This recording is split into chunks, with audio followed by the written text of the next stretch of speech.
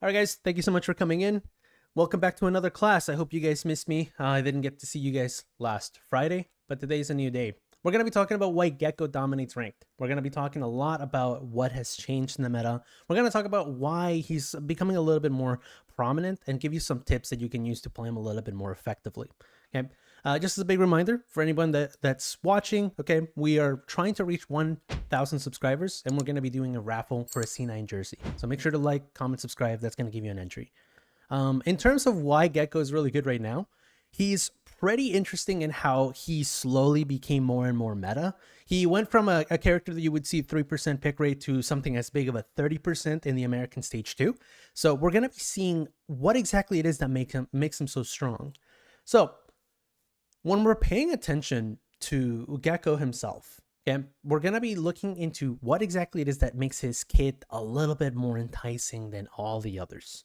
Okay, so when you're looking directly at his kit, we're going to be seeing things like plays that you can do and general tips that you need to cover at the end of the day. Because when we're looking at something like this, and we're going to move on to the next slide, why is it that he's increasingly so popular that you would use him over other initiators? More specifically, other Flash initiators. If you guys don't recall, KO was a really big pick. It was one of those things that you always had to pick him. He has an insane pick rate on maps like Ascent, on maps that he was really strong with. And now you kind of barely see him. He's not really there. He got nerfed a little bit, and then over time, people started realizing he's not as good. Okay, characters like Breach still maintain that same oppressive presence in the maps that he was good at, so you would always see him occasionally. When it came to info, Fade was that insane character that got nerfed, and so Sova kind of took back that mantle of being that info initiator, right? And then last but not least, we started seeing these hybrid initiators take over. And then Sky took over with that. It basically allowed a character such as maybe Sova or maybe Fade or any of those characters to not be used. It would encourage different comp setups like double controller because you had a character that could do it all. You had Sky that could flash, and you had Sky that could just get info with the flashes as well because it would regenerate. Because of those nerfs, Gekko slowly started becoming introduced into the meta. Okay, knowing that little bit of history, you should kind of see where this is going. Gekko is a multifaceted character with a bunch of different things that makes him good, right? We cannot just look at tracker pick rates or other statistics to kind of understand what makes him so good, because sometimes a map might demand it. Like, for example, Ascent requires Sova. I think that's a character that you should be using on that map. Or maybe it's a character that people are really comfortable with, maybe Clove or ISO or maybe Reyna, right? These characters are characters that people are comfortable with. By the way, if you don't mind muting Loaded, I appreciate it so much. But when you're looking at something like Gekko, you're going to see that, like I talked about, like his entire pick rate doubled within the time span of one season, basically. It went from America Stage 1 to America Stage 2, and it's already doubled. We don't know what's going to happen in the future. It might go up. It might go down. The one thing I need you to understand is that he is a character that you can use for a bunch of different things, and the current map pool supports him a lot. Let's talk a little bit about his kit as to why that is. When we're looking at his kit, the big thing, call it his passive, call it whatever it is that you really want to like identify it as, he has reusable utility. Okay, when you're playing Gekko, that is the main thing you should be focusing yourself around. If you're somebody that is not paying attention to how many times you're using your flash or your wingman, or even your ult, you're not playing it right. There is something about his utility that needs to be like reworked in terms of how you position and how you throw that utility, that you need to be able to use it again. Okay, that's why things like dizzy lineups are kind of like rare, but at the same time, they're a little bit more prevalent when you're trying to pick up the character. And we'll talk about one in particular that kind of shows what I mean. Okay. If you're going to be playing Gekko, you need to be paying attention to that reusable utility. This is one of the things that gives them a massive outplay potential over other characters. If you use something like Sky, sure, you can throw the dog, but then you kind of lose that information once it's done. You throw both of your flashes and then you're done. You're out of utility. If you have ult, maybe you can use that as well, right? You have to balance that utility throughout the round. When you're playing something like Gekko, you can play slow, you can play fast, and it doesn't matter which playstyle you're using, as long as you are playing around that utility that can be picked up again, you will be fine. And for anybody that hasn't been aware or you're just coming back, he got a buff not too long ago, actually a while ago. He got a buff where you can pick up that utility a lot faster. So don't be afraid to just pick it up as long as you have your team around you helping you out. Okay, there's very few downsides, so make sure that you're paying attention to how you're throwing your utility. And we'll be coming back to this Dizzy play right here. This is on Lotus. Over here on Rebel, you can just throw this flash across, and you can essentially pick it up by playing behind cover while still getting this information there. Whereas if you throw it something like over here where it's a little bit deeper, you might get some information from it, but it's going to be a lot harder to pick up. So be mindful of this reusable utility. That is the one thing that's going to help him stand above the rest. Now let's look at his actual kit. Wingman plays the game for you. Okay, it is no joke when I say that this guy can essentially help you win an easy round, just simply because you have an extra man both playing objective for you and at the same time clearing objective for you. Okay, something as playing as Abyss over here, Abyss can be a nightmare to clear if you don't have the right team. But if you just throw Wingman in to throw, maybe for example, to clear this area over here, or maybe clear this area over here, you've already had a piece of utility that's helped you clear close angles, but at the same time, you can throw Gekko's Wingman to maybe plant this spike. That extra man can help your team clear angles. They can trade off of the person that just kind of shot the Wingman. You can basically use it as an extra person to kind of clear angles to trade from, right? You can do a lot of things with him in particular. And my main tip for you is that you use him more than once. A lot of people tend to just kind of work really differently in terms of how you use Wingman. Most people try to just save it until it's time to plant. And to me, I tell you that that's actually not good enough. There's a 10-second cooldown between your actual hit and the actual time that you get to plant. If your team manages to get sight for you and Wingman is still on cooldown, that's fine. I think your team managed to do a really good job, especially when you're using the rest of your utility with Gekko.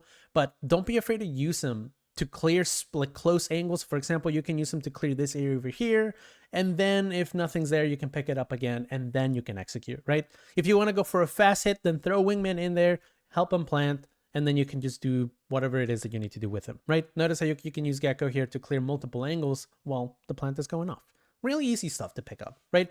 If you're not using him multiple times, then you're doing something wrong. And that's where you can start asking yourself, make sure that you're always using those cooldowns, right?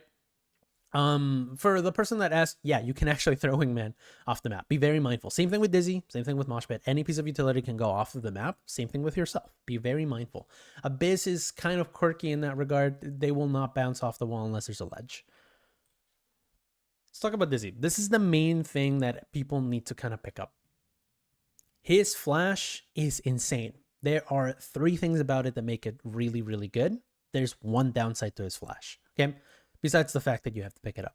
You get it at the start of the round. So you can use it for plays at the start of the round. You can use it for anything in particular when it comes to eco rounds, right? There's a lot of versatility there.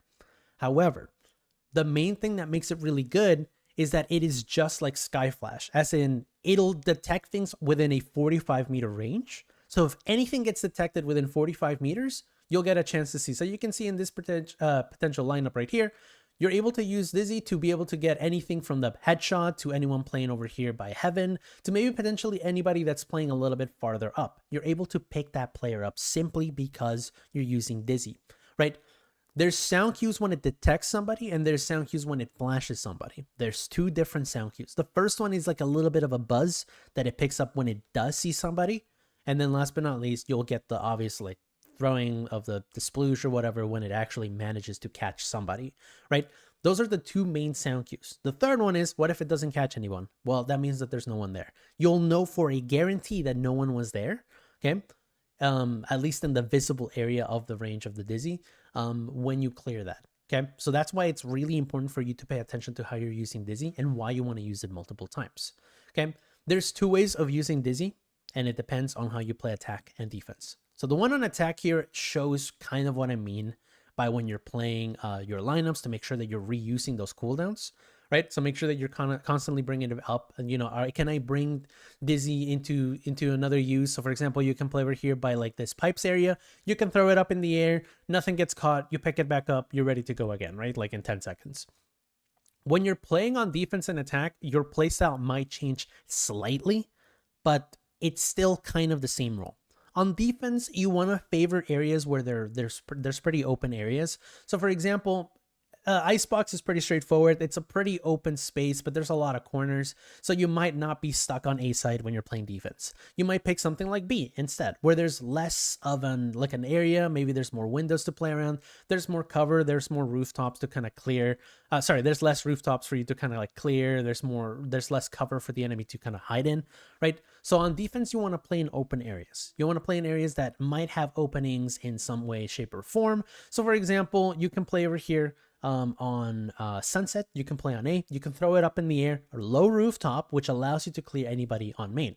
You can use, for example, this area over here as well on Ascent. If you want to use them on Ascent, you can use these windows over here because it's open, and you can use it to kind of clear that area. We've talked about it in the past, how you can use them on Lotus really effectively for that same reason, that it's a very open range on both A and C, right? So pay attention to how you're using that, because your main job is to constantly use that cooldown to get information. It's one of the easiest pieces of information that you're going to get.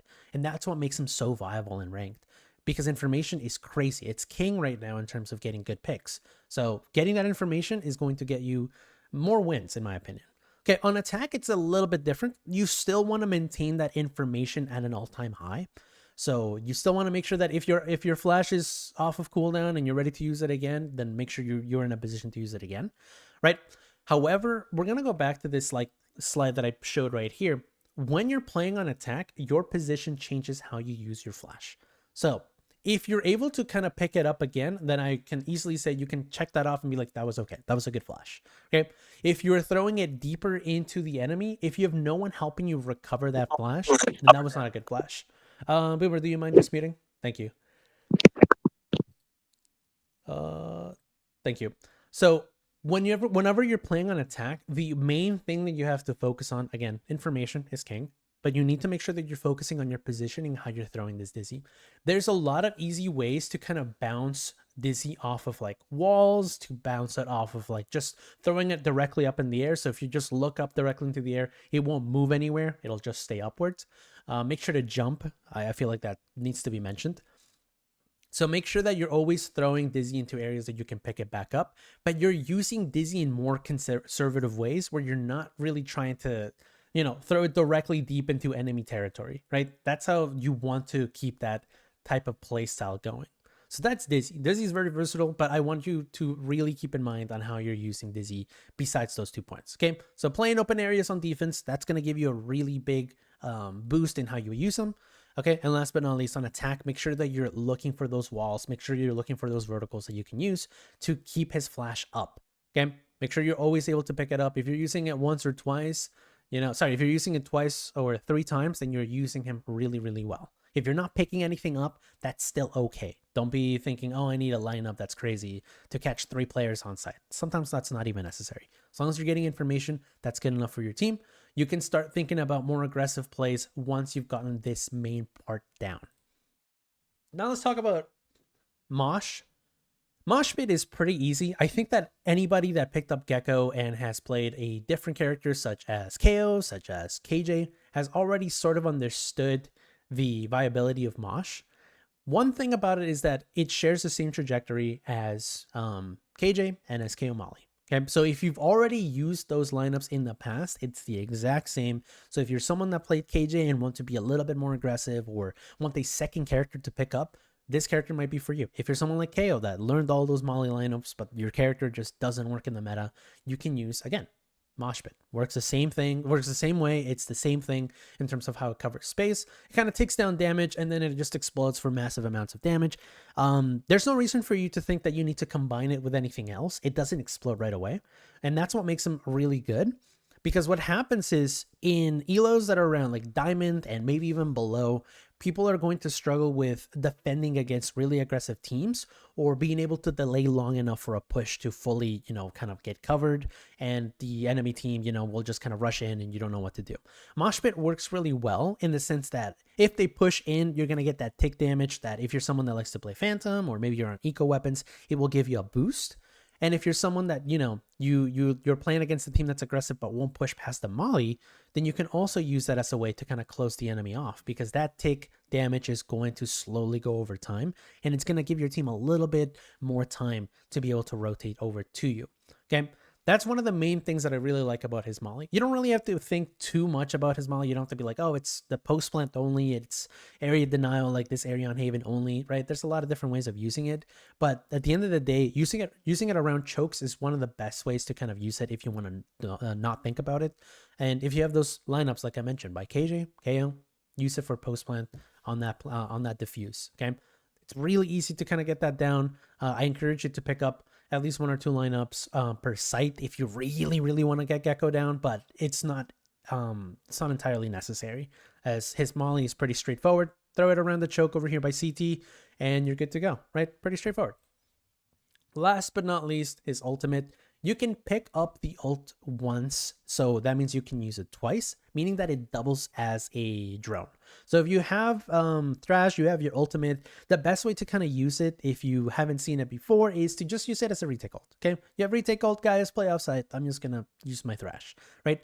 And what works really well about it is that if you're playing with a really good duelist, or you're playing with somebody that knows how to play aggressively with the Thrash, you can use it to catch enemies off guard, or you can use it to take space really quickly, because it's very threatening to essentially have an area that is going to get stunned completely by this Thrash. So you're going to see a really easy play that I've kind of played a bunch in the past, right? You're playing Gekko here, you kind of clear this area with Dizzy, you kind of see what's going on, nothing's happening, you retrieve it. Oh, they're hitting A, you can then use Thrash to send it through the TP and get full control of showers. So a play as simple as that can do a lot of damage, just because what's happening is that if there's anyone in showers, your Raze is going to get like 1 or 2 picks, right? And if this happens consistently, then your Raze can just keep farming orb, or it can just keep farming, I meant ultimate, yeah, but like ultimate orbs, or just getting like the rocket off, right? There's a lot of different things that you can do with this play, right? Not to mention that by the time you're done with this Thrash ult, you can either A, pick it up again, or you have your Dizzy back because you've used it early, that your ult is already, going through the cycle of getting your cooldown back, right? There's a lot of different ways of outplaying opponents. If you're someone that doesn't really know how to use Thrash effectively, it moves a little bit like Skydog, right? If you know how to use that wolf, it's very similar to that, but I suggest that you learn how to bunny hop with it, as it makes it a lot harder to shoot. It's a huge hitbox, so if you decide to pick long lanes, so let's say for example I decided to just ult off of this long lane, it's gonna get shot. Don't do that. Make sure you pick these closed spaces so you can kind of work around and jump around these areas so you can get the opponent. Okay, with that out of the way, those are my tips, and those are basically my arguments as to why I believe that so far pros are picking up Gekko and why you should be picking up Gekko. Okay, Gekko is going to be seen a lot more play in the future, so hopefully, with the way that things are, he maintains, his current pick rate and maybe goes even higher. He's a really strong pick. I encourage you to pick him up and put him in your agent pool. All right, and with that out of the way, that is it.